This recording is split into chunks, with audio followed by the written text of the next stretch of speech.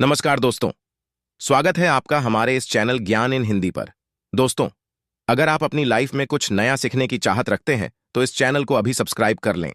घड़ी को भूल कर भी इस दिशा में ना लगाएं, इससे फैलती है घर में नकारात्मकता। इसी के साथ हम जानेंगे दोस्तों, क्या आपको कैलेंडर कहां पर नहीं लगाना है, क्या गलती आपको नहीं करनी है, और साथ ही मैं आपको बताऊंगी कि अगर आपके घर में वास्तु दोष है तो कैसे आप जान सकते हैं और क्या उपाय कर सकते हैं जिससे कि वास्तु दोष दूर हो और आपके जीवन से परेशानियां खत्म हो। तो पूरी जानकारी के लिए इस वीडियो को अंत तक जरूर देखिएगा दोस्तों। अब जानते हैं गुरु जी से कि वो क्या कहते हैं। दोस्तों, हम सभी के घर में घड़ी का उपाय किया जाता है। घड़ी जो बीते समय और आने वाले समय के बारे में हमें सूचित करती है। अगर हमारे जीवन पर सबसे ज्यादा किसी का असर पड़ता है तो वह है समय। हर किसी समय एक जैसा नहीं होता। अच्छे और बुरे समय सभी के जीवन में आते रहते हैं। इस समय चक्र का चलना कायम ही रहता है। समय किसी के लिए नहीं रुकता। लेकिन अगर हम आपसे कहें कि आप अपने समय को अच्छा बनाने के लिए कुछ उपाय कर सकते हैं, जी हां, हम बात कर रही है घर में लगी घड़ी की, जिसे हम रोज निहारते हैं। पर कभी ये नहीं सोचा होगा कि ये घड़ी हमारा समय बदलने में और अच्छा समय लाने में मदद कर सकती है। दोस्तों, हम बार जीवन में छोटी छोटी चीजों को नजरअंदाज कर देते हैं, लेकिन वहीं कुछ चीजें हमारे भाग्य पर अच्छा बुरा असर डालती हैं। घड़ी की ही तरह घर में और भी कुछ चीजें हैं जो आपके वास्तु दोष का कारण बनती है और आपकी परेशानी की वजह बनती है। तो आइए पहले जान लें, क्या आपको अपने घर में वास्तु दोष के बारे में कैसे पता लगता है और किस तरह से आप बड़ी ही आसानी से इसे कर सकते हैं। दोस्तों, वास्तुशास्त्र के अनुसार किसी भी घर में वास्तु दोष होने से सुख, शांति और पारिवारिक उन्नति में बाधा पैदा होती है। वास्तु दोष के कारण पनपने वाली नकारात्मक ऊर्जा से व्यक्ति के भाग्य पर बुरा असर पड़ता है। साथ ही घर के लोगों को कई तरह की परेशानियों का सामना करना पड़ता है। दोस्तों, शास्त्रों के अनुसार अगर हम ये छोटे मोटे उपाय कर लें तो अपने घर नेगेटिव एनर्जी से छुटकारा पा सकते हैं। तो आइए जानते हैं। लेकिन उससे पहले दोस्त, आपसे रिक्वेस्ट है कि वीडियो को लाइक करें, अपने दोस्तों के साथ शेयर करें, और अगर आपने अभी तक चैनल को सब्सक्राइब नहीं किया तो सब्सक्राइब करके बेल आइकॉन जरूर प्रेस कर लें। दोस्तों, नंबर 1, जीवन में तरक्की पाने के लिए रोज पहली रोटी गाय को दें, पीपल को जल चढ़ाएं और चींटियों को मिला आटा दे। तांबे के लोटे में जल लाल चंदन मिलाकर रात को अपने सर के पास रखकर सो जाए। सुबह उस जल को तुलसी को चढ़ा दें। ऐसा करने से आपकी परेशानियां धीरे धीरे दूर हो जाएंगी। नंबर 2, वास्तु के मुताबिक अगर आपके घर में तिजोरी है और आप उसके सामने शीशा लगा दें तो इससे धन में बरकत होती है। व्यापारी लोग अपने कैश बॉक्स के सामने शीशा लगाएं, इससे आपके ग्राहक बढ़ेंगे। दोस्तों, 3, झाड़ू पोछा कभी भी खुले में नहीं रखना चाहिए। इन्हें हमेशा छिपाकर रखना चाहिए और झाड़ू कभी भी रसोई में नहीं रखनी चाहिए। नंबर 4, शौचालय का दरवाजा हमेशा बंद होना चाहिए। माना जाता है कि घर की नकारात्मक ऊर्जा शौचालय में ही बात करती है। ऐसे में अगर शौचालय का दरवाजा खुला रहता है तो नकारात्मक ऊर्जा आपके घर में प्रवेश करती है। घर में सुख शांति के लिए कपूर को घी में डूबाकर सुबह शाम जलाना चाहिए। इससे घर में वास्तु दोष भी कम होता है और रह रहे सदस्यों के जीवन की परेशानियां दूर होती हैं। दोस्तों, नंबर 6, दुर्घटना से बचने के लिए शाम को हनुमान चालीसा के बाद कपूर जरूर जलाना चाहिए। नंबर 7, घर में जिस जगह वास्तु दोष हो वहां कपूर की 2 टीकियां रखें। खत्म हो जाने के बाद वहां दोबारा इसे रखें। नंबर 8, अस्त के बाद कभी भी किसी को दूध, दही या प्याज नहीं देना चाहिए। यह भाग्य में बाधक भी बन सकता है। नंबर 9, घर के मुख्य द्वार पर कूड़ादान कभी भी न रखें। नंबर 10, घर में टूटा हुआ शीशा कभी भी नहीं होना चाहिए। नंबर 11, अच्छे भाग्य के लिए सुबह नहाते समय पानी में थोड़ा सा कपूर का तेल मिलाएं। शनिवार को चमेली का तेल भी मिला सकते हैं। नंबर 12, लक्ष्मी की कृपा पाने के लिए रोज रात को रसोई अच्छी तरह से साफ करके चांदी की कटोरी में कपूर और लौंग जलाएं। यह प्रक्रिया रोज की जाए तो घर में बरकत बनी रहती है और मां लक्ष्मी जल्द ही ऐसे घर से आकर्षित होती है। ऐसे घरों से नकारात्मकता हमेशा दूर रहती है। दोस्तों, नंबर 13, घर के सोने वाले कमरे में पौधे नहीं लगानी चाहिए। इससे आपके ऊपर नकारात्मक असर हावी हो सकता है। नंबर 14, घर में पौधे लगाते समय पानी में सेंधा नमक डालें। सादे नमक का भी आप उपयोग कर सकते हैं, लेकिन दोस्तों ज्यादा फलदायी होता है। आपको शुभ फल जल्द ही हासिल होंगे। दोस्तों, घड़ी की सही दिशा आपके जीवन को भी सही रास्ता दिखाने में मदद कर सकती है। इसके अलावा कैलेंडर को किस जगह लगाना चाहिए और किस जगह पर नहीं, ये भी हम जानेंगे। सबसे पहली बात जिसकी हम बात करेंगे वो है दोस्तों घड़ी का आकार, यानी घड़ी की शेख। दोस्तों, शास्त्र के अनुसार गोलाकार की घड़ी या अंडाकार घड़ी सबसे उत्तम मानी जाती है, पर आजकल देखा जा रहा है कि बाजार में कई तरह की घड़ियां मौजूद हैं, जिसमें घर के सदस्य या भगवान की तस्वीरें और फोटो भी लगी होती है। लेकिन दोस्तों, आपको बता दें कि घड़ी के साथ तस्वीरें लगाना बिल्कुल भी सही नहीं है। इससे आपके घर के सदस्यों के जीवन पर समय का असर देखने को मिल सकता है। और की तस्वीर घड़ी में बिल्कुल भी नहीं लगानी चाहिए, क्योंकि भगवान की तस्वीर को रोज धूप, दीप, अगरबत्ती और पूजन की आवश्यकता होती है, और घड़ी तो कई महीनों तक धूल में पड़ी रहती है। इससे भगवान का अपमान होता है और यह शुभ नहीं माना जाता। हो सके तो घड़ी का आकार गोल और अंडाकार ही पसंद है। घड़ी का गोल या अंडाकार बोना हमारी पृथ्वी के आकार को दर्शाता है, जो को और घड़ी में नुकीले कौन होते हैं, और वास्तु के अनुसार नुकीली चीजें नकारात्मक ऊर्जा का संचार करती हैं।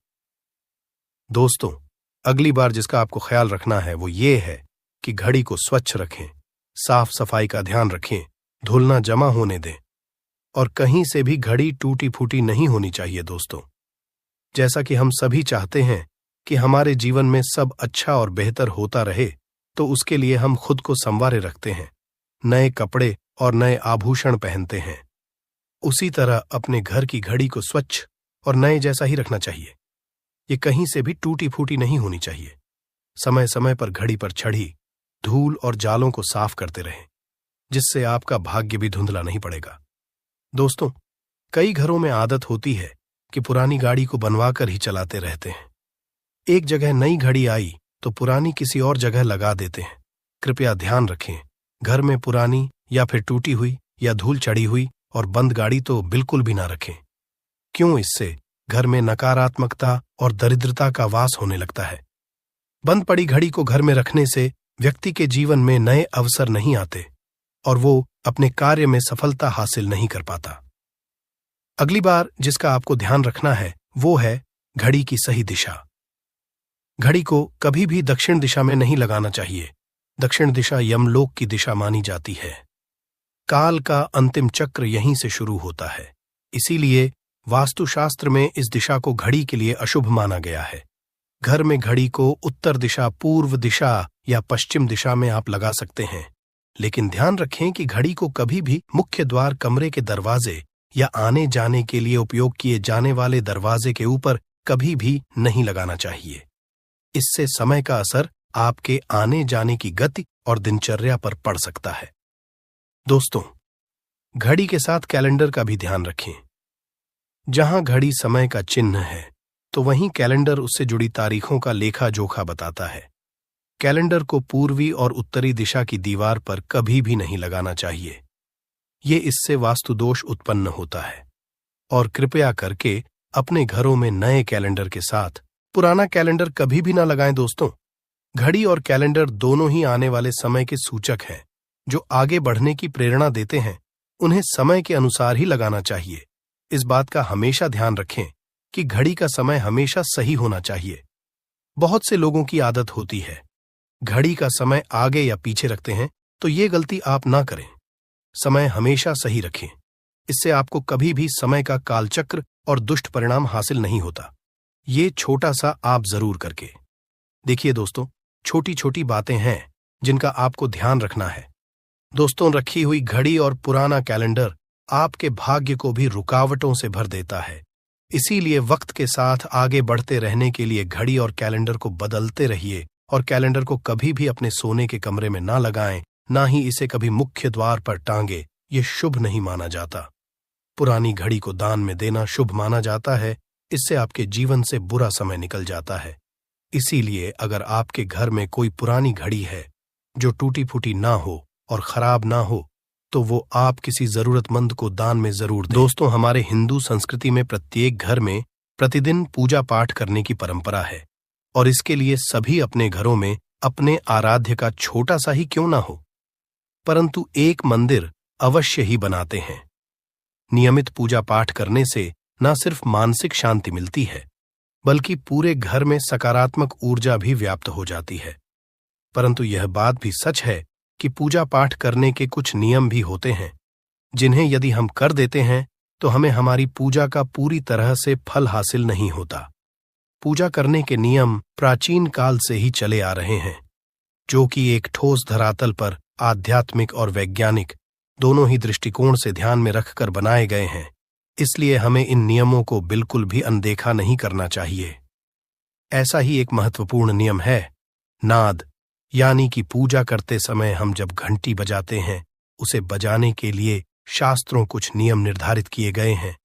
शास्त्रों में देवताओं के सामने घंटी बजाने का बहुत अधिक महत्व बताया गया है, जिसे हम इस कृष्ण श्लोक के द्वारा समझ सकते हैं।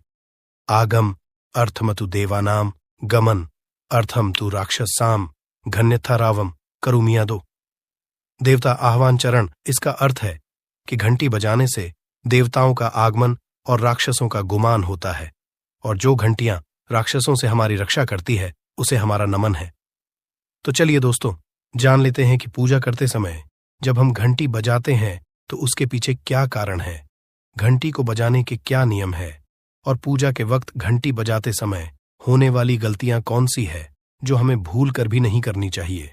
दोस्तों, क्या आपने कभी अपने घर के मंदिर में रखी हुई घंटी को ध्यान से देखा है? अगर आप ध्यान से देखेंगे तो आपको घंटी के ऊपरी हिस्से पर, यानी जहां से हम इसे पकड़ते हैं, उस पर गरुड़ बना हुआ देता है। अंततः घर पर जो हम घंटी इस्तेमाल करते हैं उसे गरुड़ घंटी कहा जाता है। पूजा करते समय गरुड़ घंटी का उपयोग भगवान को आमंत्रित करने, अर्थात भगवान का आवाहन करने के लिए किया जाता है, जिससे एक सुंदर ध्वनि से भगवान का आवाहन करने का आभास होता है। जब हम विधि विधान से पूजा करते हैं तो उसमें घंटी का उपयोग अवश्य रूप से करते हैं। पूजा संपन्न होने पर आरती करते विशेष रूप से नाद होना चाहिए, नहीं तो हमारी पूजा आदि अधूरी मानी जाती है। परंतु हम में से अधिकांश लोग इसे मात्र एक सामान्य प्रक्रिया मानते हैं और पूजा करते समय घंटी बजाना भूल जाते हैं। तो आइए जानते हैं उन नियमों के बारे में। मतलब आज की वीडियो पूरी तरह से आपके प्रश्नों पर आधारित है, जिनका उत्तर मैं आपको शास्त्रों के अनुसार देने का पूरा प्रयास करूंगा। तो वीडियो को पूरा जरूर देखें, और अगर आपको आज की वीडियो अच्छी लगे तो इसे लाइक जरूर कीजिए। जय मां लक्ष्मी आपके इस वीडियो को जो भी लाइक और चैनल को सब्सक्राइब करें, उसके जीवन में कभी भी धन की कमी ना होने देना। दोस्तों, हमारे प्राचीन शास्त्र की मान्यता है कि सृष्टि के निर्माण के समय सबसे पहले जो बड़ी सी ध्वनि निकली थी वह घंटी की आवाज के समान सुनाई दी थी। घंटी की ध्वनि में ओमकार नाथ का भी आभास होता है, इसलिए घंटी को ईश्वर की आवाज मानते हुए पूजा में स्थान मिला है। इसलिए घंटी का कभी भी अपमान न करें, और जिस तरह से देवी देवता की पूजा की जाती है वैसे ही घंटी की भी पूजा करनी चाहिए। दूसरी बात, घंटी को प्रणाम करके ही उसे बजाना चाहिए। बिना प्रणाम किए घंटी बजाना अच्छा नहीं समझा जाता। दोस्तों, आपने अक्सर यह महसूस किया होगा कि पूजा करते समय जैसे ही घंटी बजाई जाती है तो पूरे घर के साथ साथ संपूर्ण वातावरण शुद्ध और पवित्र सा हो जाता है और चारों ओर सकारात्मकता फैल जाती है। परंतु यदि हम नियमों को नजरअंदाज कर देते हैं तो हमें इसका संपूर्ण फल नहीं मिल पाता है। दोस्तों, अधिकतर लोग पूजा संपन्न होने पर सिर्फ आरती के समय ही घंटी बजाते हैं, परंतु यह भी ध्यान रखें कि भगवान को जल अर्पण करते समय, धूप दीप लगाते समय, नैवेद्य अर्पण करते समय नाद करना चाहिए। ऐसा करने से हमारी पूजा संपन्न मानी जाती है। दोस्तों, घंटी बजाते समय भगवान का नाम अथवा आरती अवश्य बोलनी चाहिए। 1 या 2 मिनट ना हो, परंतु प्रतिदिन सुबह शाम घर में घंटी अवश्य बजानी चाहिए। यदि आपको अपने घर में या अपने आप में नकारात्मकता महसूस हो तो आप थोड़ी देर के लिए भगवान के सामने घंटी अवश्य बजाए, सारी नकारात्मकता नष्ट हो जाएगी। दोस्तों, पूजा घर में शनि महाराज एकांत, विरह, उदासीनता और वैराग्य के देवता माने जाते हैं, जबकि गृहस्थी को चलाने के लिए राग, प्रेम एवं भौतिक चीजों की जरूरत होती है। इसलिए शनि की मूर्ति को घर में नहीं लाना चाहिए। दोस्तों, सबसे पहली बात, दीपक और धूप दान की। भारत की परंपरा मिट्टी से जुड़ी हुई है, इसीलिए मंदिर में पारंपरिक मिट्टी का दीपक अवश्य होना चाहिए। अगर आप मिट्टी का दीपक नहीं रख सकते हैं तो धातु के दीपक का उपयोग करें। अगर भगवान में आपकी आस्था ज्यादा हो तो आप उपला रखकर गुड़ और घी का धूप भी दे सकते हैं। ऐसा करने से घर में सुख शांति बनी रहती है। दूसरी चीज, घर के मंदिर में स्वास्तिक अवश्य होना चाहिए। या तो आप इसे बना लें, क्योंकि स्वस्तिक आपके घर की शक्ति, सौभाग्य, समृद्धि और शुभता का प्रतीक समझा जाता है। यही मुख्य कारण है कि कोई भी शुभ कार्य करने से पहले स्वस्तिक का चिन्ह अवश्य बनाया जाता है। तीसरी चीज है कलश। भगवान श्री कृष्ण कहते हैं, कलश सुख और समृद्धि का प्रतीक है। अपने मंदिर में रोली कुमकुम से स्वस्तिक बनाकर उस पर मंगल कलश अवश्य रखें। ऐसा करने से घर में सदैव समृद्धि बनी रहती है और की हासिली होती है। चौथी चीज, बहुत ही कम लोग जानते हैं कि शंख की उत्पत्ति समुद्र से निकले 14 रत्नों के साथ हुई थी। इसी कारण से शंख महालक्ष्मी को अत्यंत प्रिय है। शंख की ध्वनि से सकारात्मक ऊर्जा का भी संचार होता है, इसीलिए मंदिर में शंख अवश्य होना चाहिए। शंख के घर में उपस्थिति से मां लक्ष्मी भी प्रसन्न होती है और उस घर में कभी भी धन की कमी महसूस नहीं होती। पांचवी चीज, मंदिर में आपने घंटी देखी होगी, क्योंकि घंटी को शुभ समझा जाता है। इसीलिए जब जब घर के मंदिर में घंटी की आवाज होती है, वहां का वातावरण शुद्ध और पवित्र बनता है।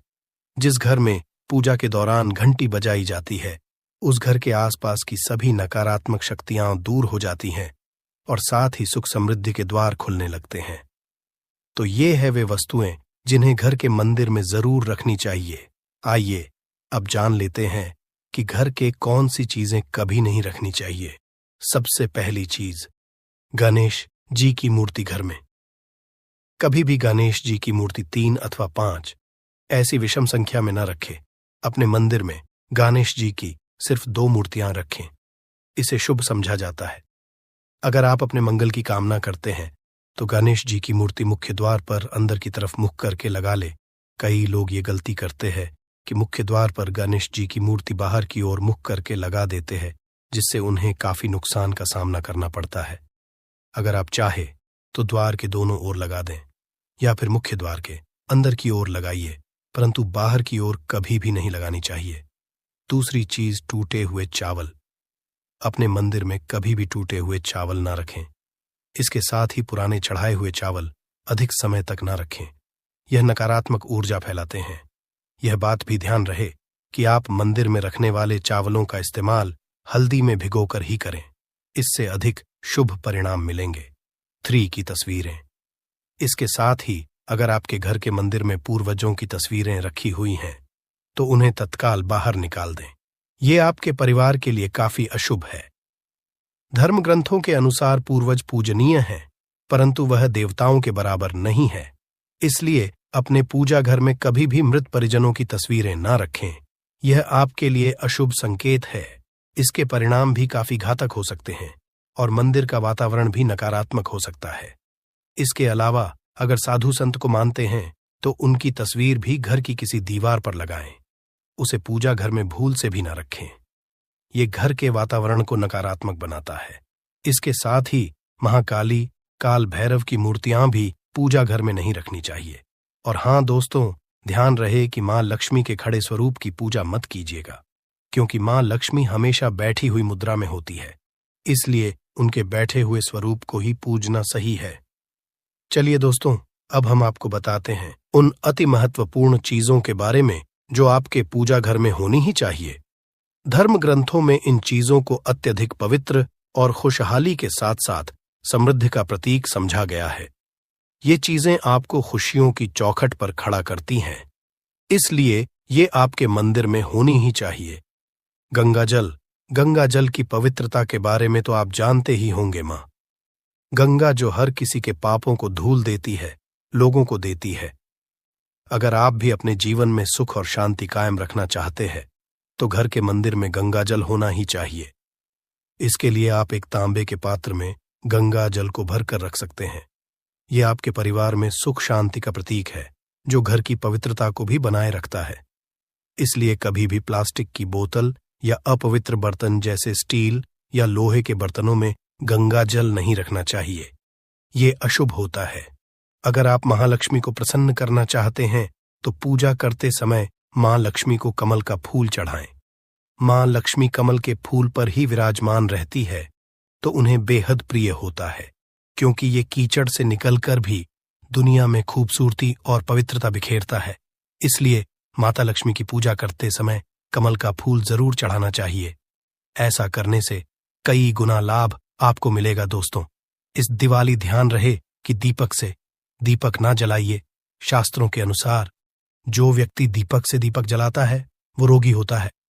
ऐसा करने से रोग भी परिवार में पनपते हैं। इसलिए कभी भी दीपक से दीपक नहीं जलाना चाहिए। साथ ही मंदिर में एक घी का और एक तेल का दीपक जरूर जलाइए। ये आपको समृद्धि देगा। घी का दीपक दाईं तरफ और तेल का दीपक बाईं तरफ जलाने से समृद्धि बरकरार रहती है। इसके अलावा लेकर धूप धानी गंगा जल जैसी चीजों को बाएं रखना शुभ होता है।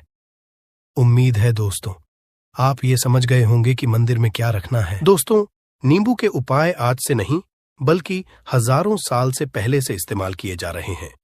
जो उपाय आज हम आपको बताने जा रहे हैं, नींबू का इस्तेमाल करके उससे आप अपनी हर समस्या का समाधान पा सकते हैं।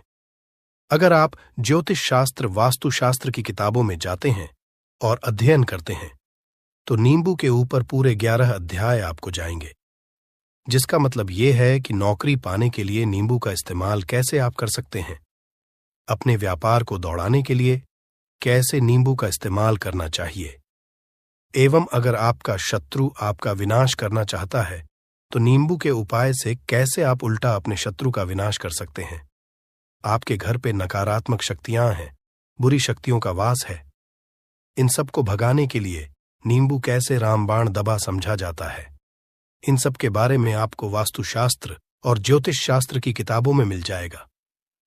दोस्तों, अगर आपका भाग्य सौ चुका है, आपके घर पर ऐसी शक्तियां आ गई हैं जिसकी वजह से आपके घर में लड़ाई होती रहती है, पति पत्नी में बनती है, तो दोस्तों आज के जो उपाय हम आपको बताने जा रहे हैं वो आपकी सारी समस्याओं का समाधान कर देंगे।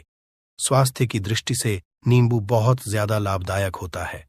साइंस की भाषा में अगर कहे तो नींबू में विटामिन सी बहुत ज्यादा होता है। एसिडिटी आपको प्रॉब्लम है, पेट खराब रहता है, तो नींबू उसमें रामबाण की तरह काम करता है दोस्त। और नींबू के अंदर इतनी ताकत होती है कि वो एक से एक बड़ी समस्याओं को चुटकी में खत्म कर सकता है, कई बाधाओं को एकदम हमेशा के लिए पास से हटा सकता है। इसलिए अगर आप भी चाहते हैं कि आपके ऊपर माता लक्ष्मी का आशीर्वाद हो, भगवान भोलेनाथ आपको आशीर्वाद दे, तो ये वीडियो बिना भगाए अंत तक देखिएगा, क्योंकि इस वीडियो में आज आपको पता चलेगा कैसे नींबू के 10 उपाय करके आप अपने जीवन की हर परेशानी को खत्म कर सकते हैं। आपको हम एक एक उपाय के बारे में अब बताने जा रहे हैं, इसलिए बहुत गंभीरता से वीडियो को देखिएगा।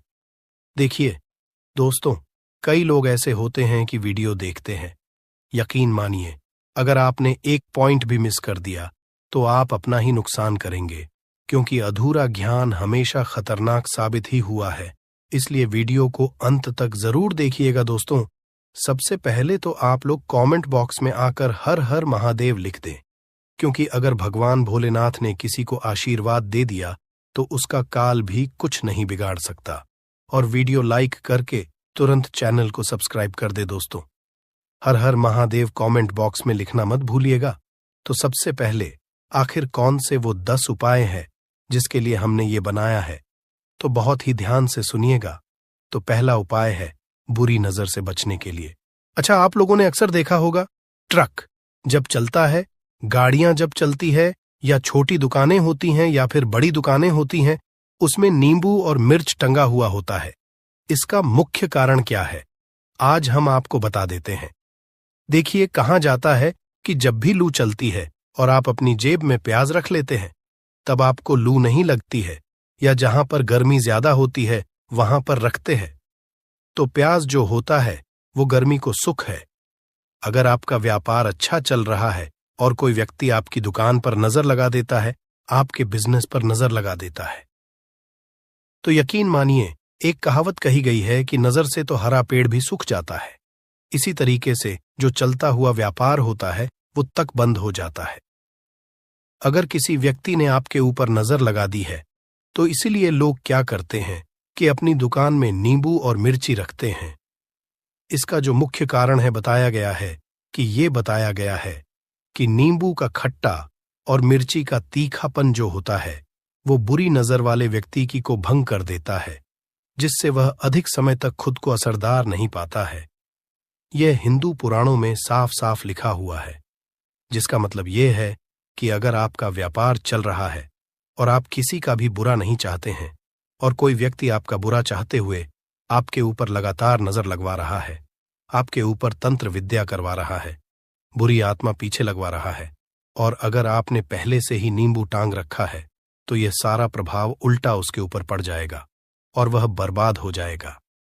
इसलिए अगर आप कोई भी करते हैं तो नींबू और मिर्ची को टांग करके रखिएगा।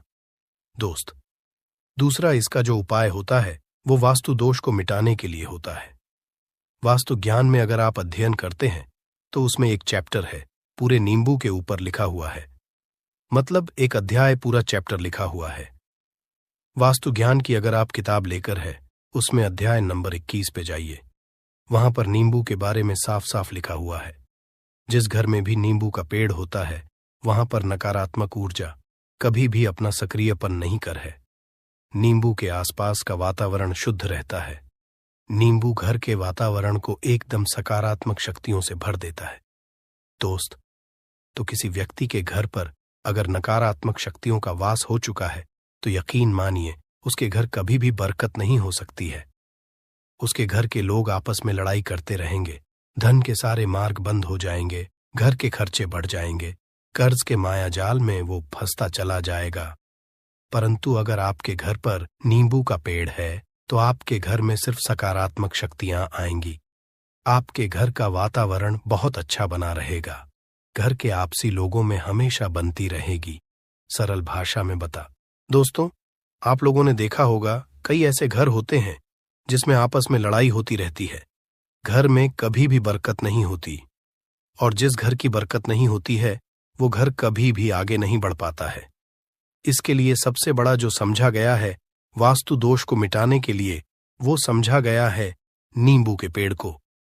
मतलब अगर आपके घर में नींबू का पेड़ हो, चाहे गमले में लगा लीजिए चाहे अपनी जमीन में लगा लीजिए, आपके घर में कभी भी नकारात्मक शक्तियों का वास नहीं होगा।